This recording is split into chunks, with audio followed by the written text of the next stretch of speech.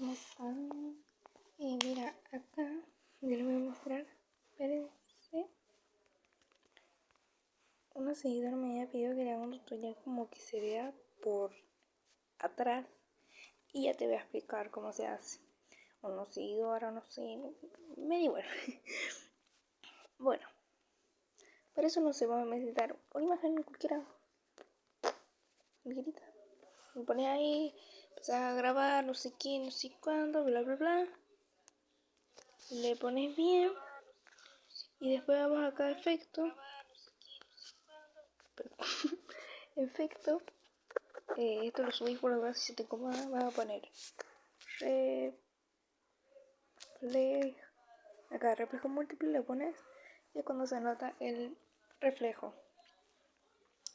Vaya, espero que les haya servido mucho el tutorial. Es mi primera vez dando un tutorial con mi voz.